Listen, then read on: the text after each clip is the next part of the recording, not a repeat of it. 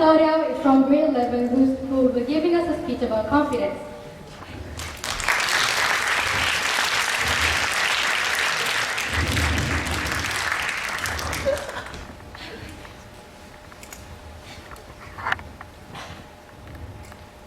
Proud, egotistical, narcissistic, cocky. Since when did knowing our abilities become a bad thing? Since when was having pride in our country egotistical, and since when was embracing our cultures wrong? Since when did self-love start to have a negative connotation, and what happened to confidence? Now, everyone knows what this word means. So, since I'm the last speaker today, I'm going to kick off my speech with a little activity. On screen, it is a confidence level scale. I want you to identify yourself on the scale and then remember the number that best represents you. Okay, everyone has their number? Okay, now everyone stand up.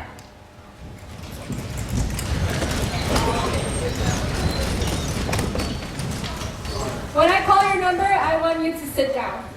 If you have a confidence level of 1, sit down. Confidence level of 2, 3, 4, and 5.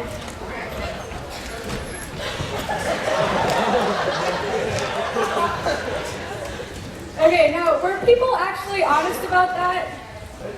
Okay, so as you can see in today's audience, the confidence level is varied. But believe it or not, every single one of you here is confident. And let me tell you why. How many people have lived in more than one country? Okay, now raise your hands if you have friends from another country. Raise your hands if you're international students. Okay, so as international students, we're constantly being exposed to new cultures and new experiences. And it takes confidence to face that. It takes confidence to talk to people who are different. It takes confidence to step out of comfort zones. And most importantly, it takes confidence to present to the world, our school, and ourselves who we really are. Now, me in elementary school is really different from me today. I had not yet left Singapore, and therefore I was awfully shy and insecure. Well, I basically didn't talk. Not so much because I didn't know what to say, but more of every time I spoke, my face heats up and then my voice trembles and then my heartbeat spikes, and eye contact was like a totally different thing.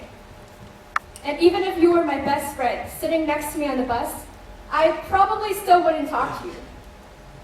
But I was allowed to stay in my comfort bubble, and so I did. But life is like a movie, and just like movies, life has its twist. As international students, our twist comes when we move to a new country. So my twist came in July 2010 when I moved to the United States. Okay, look, being the new kid is not easy. But being the new shy kid, that was even harder. Singapore is a very small country compared to the US, and naturally, I was the only Singaporean student in the school. So, I was different from everyone, or rather, everyone was different from me.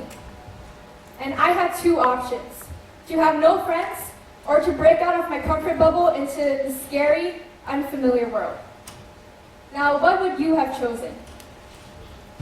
Aristotle once said that humans are social animals, and if you translate that into teenage language, then it means that we care about social lives no matter how introverted we claim to be. So I had to break out from my shy, reserved shell that protected me for over 12 years and start conversations with people. But it was through those conversations, through the times where I approached a whole table full of strangers, through the times where I forced myself to be uncomfortable, that I realized how much of me was hidden all these years and how much I could have achieved, but didn't, because I wasn't confident.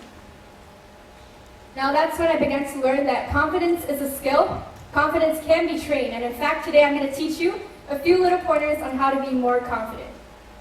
So step one to being more confident is to admit that you have confidence. Well, you are confident. Raise your hands if you speak English as a second language. Okay, well, that's confidence. It takes confidence to speak in a foreign language. We all have been thrown into situations where it was like kind of awkward, but being confident means standing up to the awkwardness, embracing it, and enjoying it. Now, step two to being more confident is to accept failure.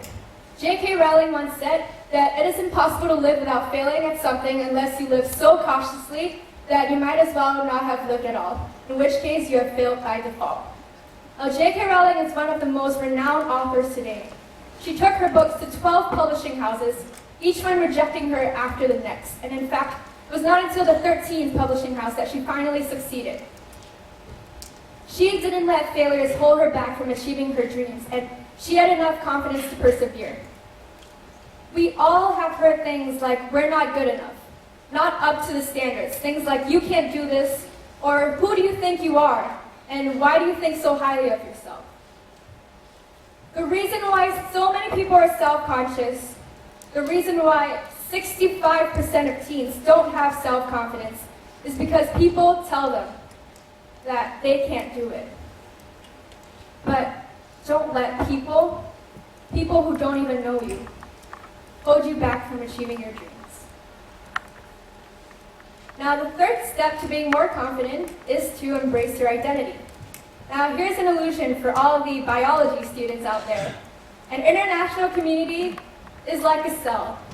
And just like a cell, all the components work together and accommodate each other, but no two components are the same or have the same impact on the system. Now, believe it or not, every single one of you here has an important role to play in IST. So bring out yourself and the disparity between you and the person sitting next to you. Identity is an accumulation of experiences from all the countries we've been to and all the cultures we've been exposed to. If you don't present yourself, your experiences, your culture, then people will start defining your identity for you. And then our school, our system, our cell will start to lose one of its vital pieces. You're different, you're special, and you're human. Without self-confidence, you're trapping yourself within boundaries that you set up.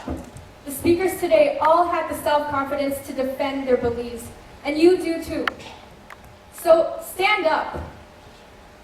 Stand up for who you are, your country, your culture, your internationalism. Let them say that you're proud, egotistical, narcissistic, or cocky. Let them say that you're too patriotic or arrogant. Who cares what they think? You are confident. Thank you.